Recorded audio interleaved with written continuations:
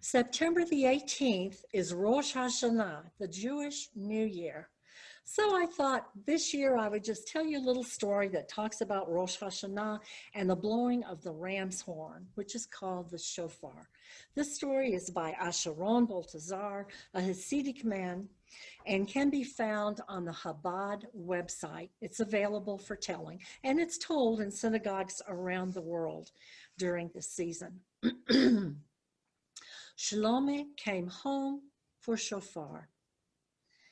The crowd waited silently for the Rebbe. Some looked back toward the doors, hoping to be the first ones to see his arrival, whereas others simply bowed their heads in meditative quiet. The Rebbe of Shloyme had locked himself into his study. He did this every year. He prepared himself spiritually before the blowing of the shofar. Many people came from far and wide to spend this special moment with the Rebbe of Shloyme. But something was amiss.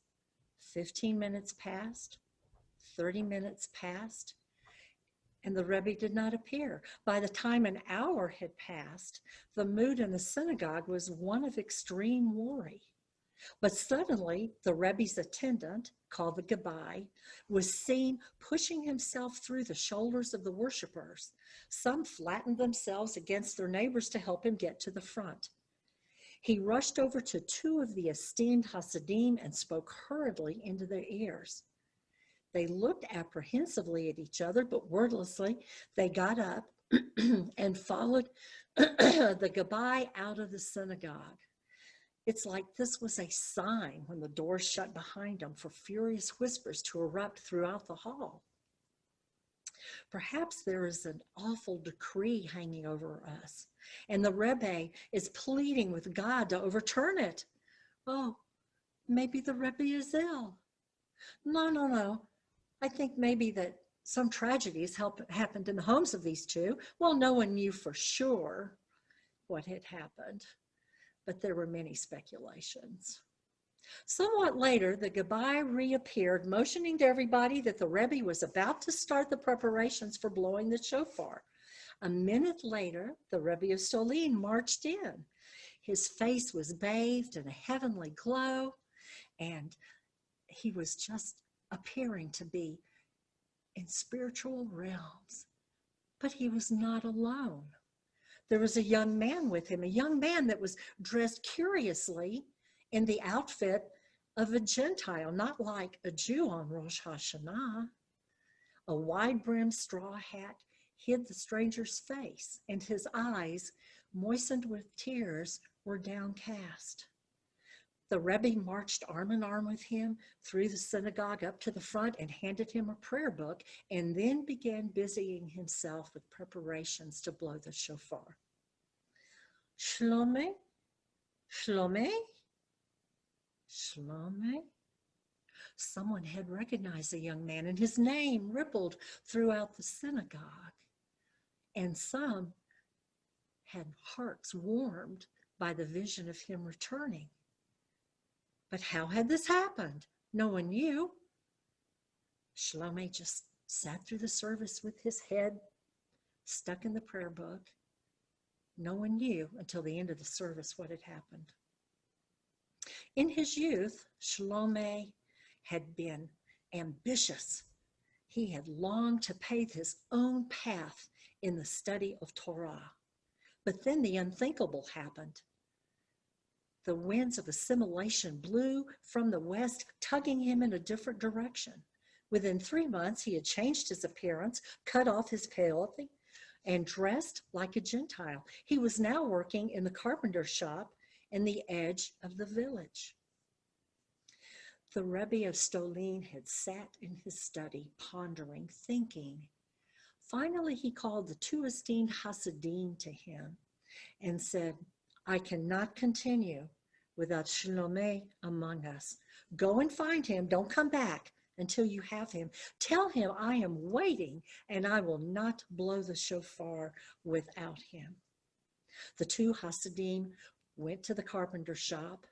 At first, they couldn't tell where Shloyme was among the workers dressed as Gentiles. But soon the incredulous expression of one seeing two Hasidim in Jewish holiday garb betrayed his identity. The two Hasidim went to him. The rabbi says he is waiting for you and will not blow the shofar without you. Shofar? Mumbled Shloyme. Shofar? It was apparent there was a bitter struggle going on inside of him in some immutable place. The Hasidim, not knowing what to say, remained silent. The minutes stretched painfully. When all of a sudden, Shloyme took the hammer in his hand, cast it to the ground, pulled off the leather apron he was wearing over his head, and threw it on the ground. Without a word, he took off, running. The Rebbe Yoshtolin was so happy when Shloyme came. Without a word, he curled his arm around Shlome's elbow, and together they strode through the synagogue to the front. Shloyme stayed for the second day of Rosh Hashanah. He remained for the 10 days of awe and Yom Kippur. He was still in the community for Sukkot and for Simchat Torah, and he did not leave again. For Shloyme had come home for Shofar. Thank you. My next story is a little Yiddish tale. It's been around for hundreds of years. No one knew its point of origin, but it's also commonly told as a parable. And in the Yiddish language, a mol is given. Once upon a time, there were two friends, Fever and Flea. They met in the middle of the road for casual conversation. It grew a bit heated, and before one knew it, they were arguing with each other over who was more important. I am more important, said Flea, for I am small and not easily found.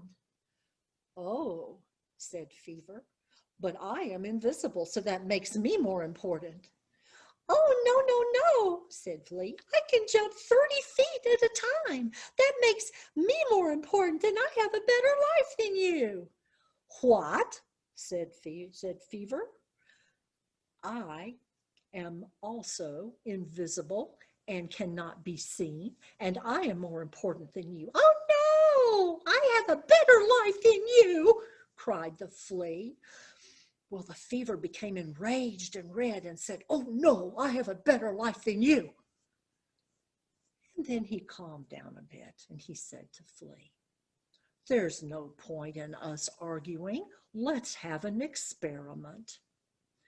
Let's go and find a victim to inflict and afflict for 3 days. And then we'll meet back here and compare notes and decide who has the better life. Well, all right, said Flea. And they took off in different directions after shaking hands. Well, Flea went down the road a bit, and then he stopped. And 3 days later, they came back together. And Flea looked terrible, awful. What happened to you? asked Fever. Oh, it was bad. It was so very bad. Oh, and he gave a great sigh.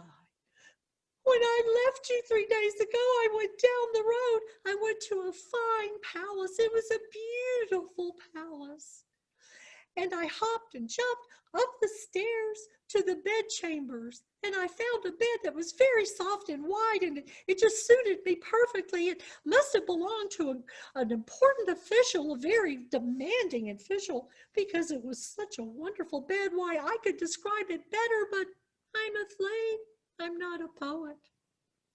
Well, I snuggled down into the bedclothes, and about midnight, someone came and got in.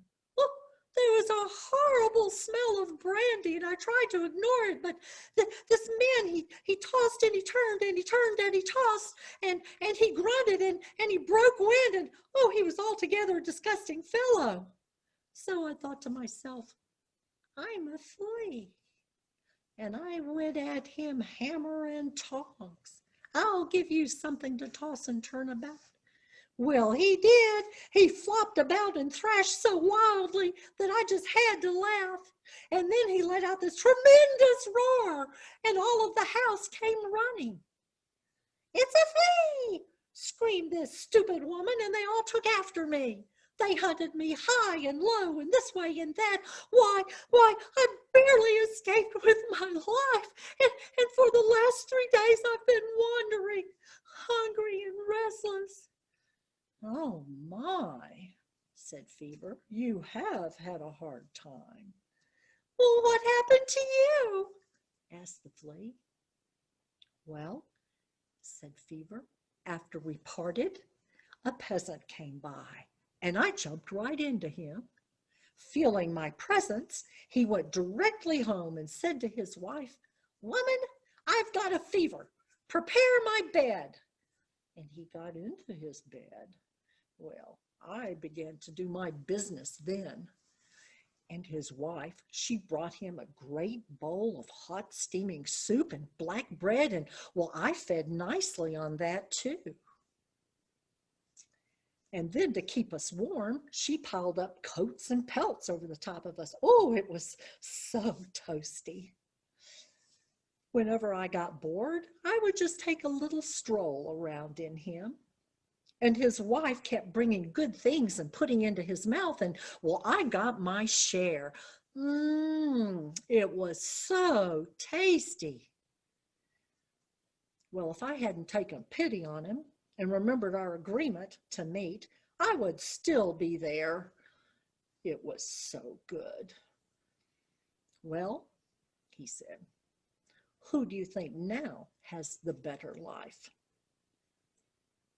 "Well, I guess you do," said Flea, and he slunk away.